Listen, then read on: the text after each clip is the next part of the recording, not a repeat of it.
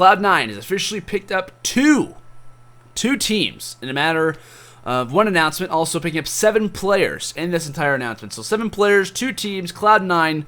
They want to get the Call of Duty scene bad. They absolutely want to get in the Call of Duty scene bad. And what is up, guys?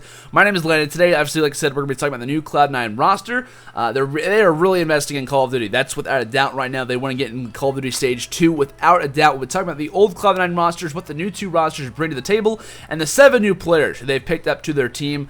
Pretty surprising to see these rosters, these changes overall go down, but like I said, we're going to go over them and talk about what exactly has happened with them right now. First Cloud9 roster was obviously formed due to the fact that in the beginning, as Stage 1 was starting to form, with the Call of Duty World League rosters had kind of found their spot. There were rosters and there were organizations like Cloud9. There was rosters like TSM, Winter Fox, who really wanted to get involved in the Call of Duty scene. Well, they kind of cut their foot in the door just a little bit too late. The door had already kind of been shut in some cases, as Cloud9 was basically just wanted to buy a spot. They wanted to buy a spot, a guaranteed spot with the roster. Unfortunately for them, it did not happen. There were different opportunities, but they constantly got outbidded for some rosters and some changes and stuff like that. So, and all this going down, this resulted in and kind of allowed Cloud9 to have one last chance to get into Stage 1, which happened to be the online qualifiers. This is when Cloud9 Call of Duty actually formed, the first team for the online qualifiers, the last opportunity that Cloud9 would have if they wanted to get in Stage 1, in which case they picked up, I believe it was Mochila, Silly, Burnsoff, and Merc. The roster didn't end up actually qualifying for Stage 1, kind of unfortunate for those guys as well.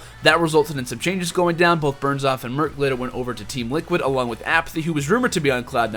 Didn't really end up working out for him. So Apathy went to TL, or Team Liquid, along with a player known as Study. So that kind of formed Team Liquid off of the roster change coming from Cloud9. In which case it resulted from Silly and Mochila being the last 2 players over on the original Cloud9 team.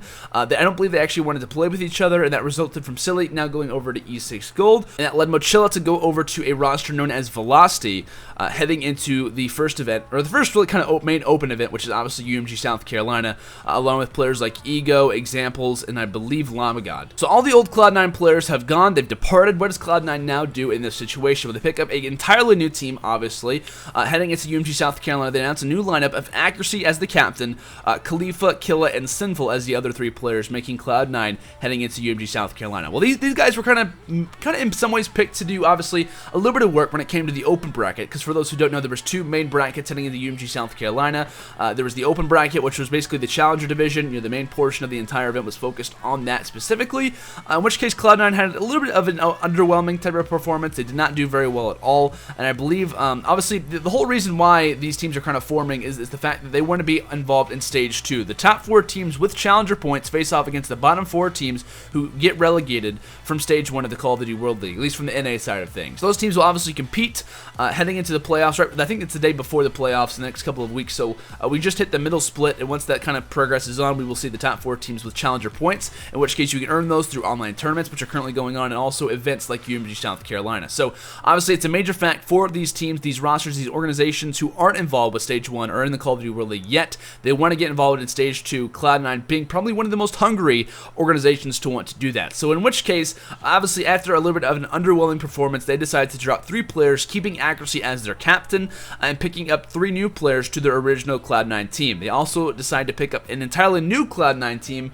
known as Cloud9 Eclipse. There was actually an announcement on Twitter regarding this decision to obviously drop their 3 players, in which case they actually made a video talking about their new 2 teams that they picked up, the 7 new players that they've obviously drafted their new teams, and they obviously talked about the decision to drop the 3 players previously. So we'll talk about that really quickly. So what basically went down is the fact that in their video they kind of specified that they want to kind of go in a new direction. They weren't really a fan of how the new team was kind of going, and obviously if you don't compete very well, if you're not a really good roster, you have one event, typical Call of Duty stuff, you'll have one event, you make a change, you hope something happens, and in which case, I mean, there wasn't really any chemistry formed with that team. Killa and Accuracy constantly were butting heads to who was the captain. Accuracy obviously the main captain, Killa being the veteran that he is, he just wanted to talk, he wanted to kind of provide his 2 cents about Call of Duty, and obviously he has the right to do so, but obviously it just wasn't the case, and that might have led to a little bit of their poor performance. But in which case, in their original announcement, the Cloud9 Call of Duty manager had actually tweeted out a twit longer, basically saying and stating the fact that they had officially dropped both Killa and Sinful. Killa because he got an offer from a Link team, in which case he joined over on Dream Team in place of Happy, which I actually made a video about that in my last video. If you guys want to check that out, feel free to do so. Link in the description. But either way, they also said they wanted to drop Sinful, and in their video, they announced they were dropping Khalifa. So off the bat, they announced Sinful and Killa. I'm not not sure if they wanted to hold on to Khalifa and maybe wait to the last second, or if they wanted to kind of, in some cases, try to hold on to him, and if something didn't really work out, you keep Khalifa in your back pocket, sort of say. But either way, 3 of those guys are gone, and now they've officially picked up their new team, which is consisting of Accuracy, Mochila, Havoc, and Lamagod. So obviously, everyone knows a little bit more about Accuracy. In my opinion, throughout Advanced Warfare was very, it wasn't very well known, and honestly, he was very underrated, at least in my opinion.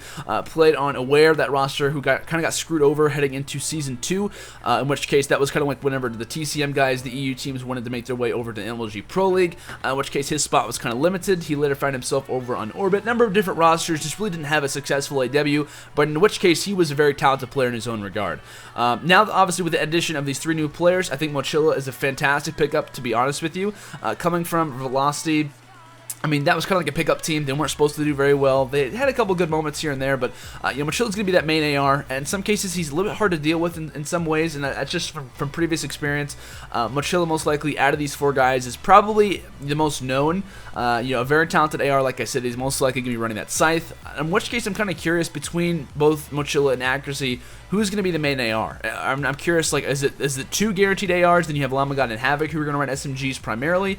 I'm just kind of curious, because normally you have one designated AR who always has the AR, like, no matter what situation, always has an assault rifle in his hands. I'm not sure that's going to really kind of work out for these 2. Either way, we'll see what happens, but like I said, Mochila, fantastic player throughout Advanced Warfare, played on like Optic Nation, and I believe for MLG World Finals found himself over on Thrust Nation, in which case they didn't really do the best, but he was still kind of a main player throughout all of AW, and very talented in one of the AR positions, which was obviously very key throughout all of AW. Next player we have is going to be Havoc, who in some cases is probably one of the most important players for this roster, and very kind of, I guess you could say, very scarce how this kind of all went down. So Havoc, for those who may not know, is a very talented player coming out of Advanced Warfare, was underage coming into Black Ops 3. He was 17, I believe, until this Friday, which for me was actually yesterday. So on the 19th, February 19th, he actually turned 18, which means he can officially compete in Black Ops 3 Call of Duty World League events. Havoc, alongside of Lamagod, the other pickup for Cloud9, which we'll talk about him in just a second, were a part of Isolation Empire, along with Dito and Silly, which is kind of interesting because the whole Isolation Empire team are now over on Cloud9, but they're just kind of split amongst 2 different rosters. Either way, though, Havoc was very talented. Was more known for his Search and Destroy game, in which case Dito, was dropped from other rosters, kind of formed Isolation Empire, in which case they kind of became a pretty good team. Throughout MLG Pro League seasons, they were kind of in that 4th, 5th, 6th spot. They're kind of a middle of the pack team, but always remained consistent. In some cases, were kind of the wild card for a number of different events. Havoc's a very talented player in his own regard. Cannot wait to see what he provides. Very talented when it comes to Search and Destroy. It's definitely his preferred game type. And in some ways, C9, I mean, just in some cases, I think they're going to be a very, very talented Search and Destroy team just off the bat, having both Lamagod and Havoc on your team. Havoc especially. Either way, Havoc, very, very good player. Really excited to see him be on this team. I know he's been grinding a lot, wanting to really just join an organization once he reached the age of 18, and now obviously is his chance. Last player, but not least, is obviously going to be Lamagod, who has a little bit of history with 2 players, obviously, from this whole organization. Lamagod, who played alongside of Mochila over on Velocity for UMG South Carolina. We kind of talked about their run, just in general, but Lamagod also has had a little bit of experience alongside of Havoc, playing on Isolation Empire throughout Advanced Warfare. So there's a little bit of chemistry. I believe also in the Cloud9 video, they were talking about the reason to add Mochila to the roster was due to the fact of the already kind of chemistry that had been built with these 2. Lamagod has constantly said, and I kind of agree with him, he's probably one of the most underrated players that wasn't on a team for the longest time. Both Lamagod and Havoc are younger players that are not really that well known for the most part. AW was kind of their breakout year, and I'm really excited to see how they do coming into Black Ops 3, because these guys are without a doubt players to be watching out for. Very talented sub players, at least most of the time. We'll see obviously how that kind of translates, AR, SMG, who runs what exactly, and what specialists they obviously decide to choose. But coming from that old Velocity team, Lamagod and Mochila were definitely the most talented too, and this team just overall looks pretty solid. If that wasn't already enough for you, Cloud9 in their announcement obviously announced another Call of Duty team for themselves, calling themselves and being under the name of Cloud9 Eclipse, which is the old E6 Gold lineup. Now, I'm not sure if they were bought out, if E6 Gold kind of released them as free agents. I would assume most likely that Cloud9 said, hey, we'll buy you guys out, so on and so forth. I doubt E6 Gold will let these guys go, especially with the great performance that they had in the Challenger Division. Ended up placing second right behind Team Liquid.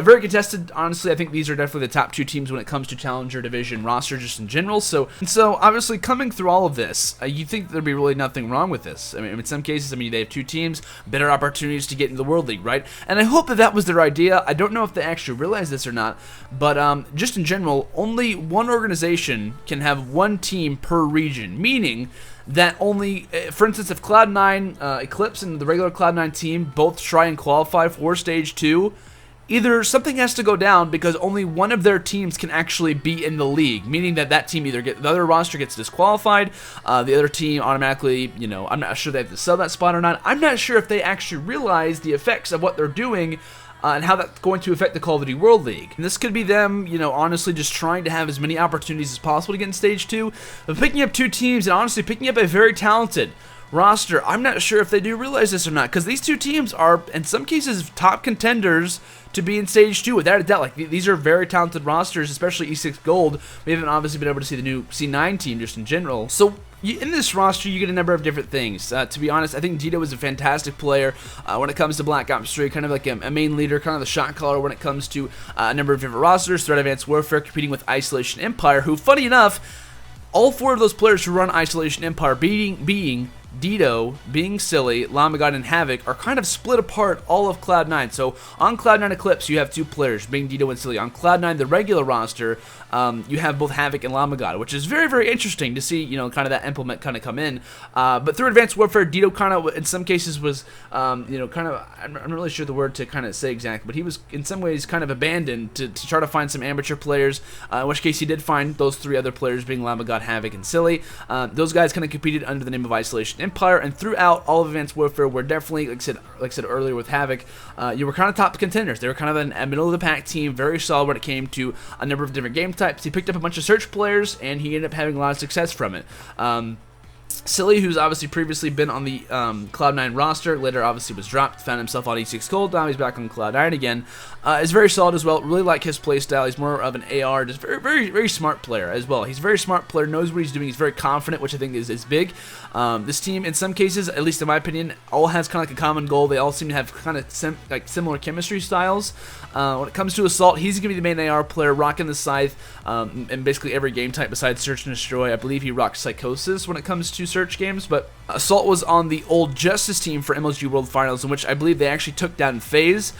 He also played alongside of like Kenny, Envoy, and Spacely, so that was kind of like an unknown Justice team who had some really, really good success, and he was kind of the main part of that roster, being the main AR for that team. As well. And then we also have Swarly, who, for those who may not know, I don't really know a whole lot about Swarly. I know he was on the old Carnage roster alongside of Hook, and funny enough, we actually got to see Hook today have some really good success over on Halo with a new Denial team, so I'm not trying to like correlate everything, but I was just really happy to see Hook do that. Either way, Swarly, previous teammate of Hook over on Carnage, we haven't really heard too much about him since then, but either way, this is a pretty good team. They looked very solid online when I was kind of coming to this event. I kind of tweeted out on Twitter, I was like, these guys look pretty good, they could be a top contender, and not patting myself on the back, but they really were, and they kind of surprised a lot of people, and in some cases, I believe they were playing really late at night. Like, when it came to UMG South Carolina, there was a lot of issues with scheduling times, and who was playing when, and so on and so forth, and these guys were playing late at night, you know, constantly grinding out, and I think they saw a lot of success. So, really happy to see the new Cloud9 Eclipse team, and also Cloud9 just in general. But like I said, I'm not sure if they do realize what they've kind of done and put themselves in when it comes to the Call of Duty World League. I believe they can still compete in events. I don't think, or not in events, but I think they can still kind of compete when it comes to online tournaments. It's just when it comes down to the grind time, if they are the top 2 or have these 2 teams in the top 4 when it comes down to competing, I'm not sure that's going to work out. They might have to sell one of the rosters. Like I said, if one of their teams gets in, they might try to throw the other roster to the wind and say, you know what, this is our actual team. So, like I said, we're not really sure what can kind of go down.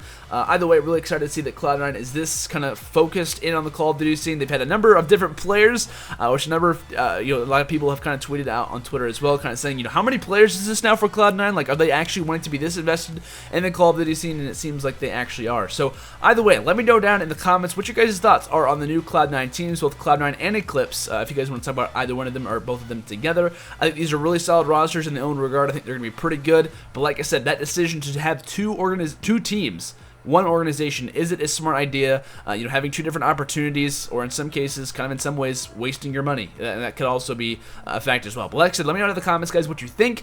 Really appreciate you guys for watching this video as well, and if anything obviously does happen when roster changes or just, you know, Call of Duty scene in general, make sure to subscribe and make sure to leave a like, you know, for future content as well. So guys, thank you so much for watching this video yet again. I will see you all in the next video. Have a fantastic day. Links down in the description to everything, and I'll see you all later.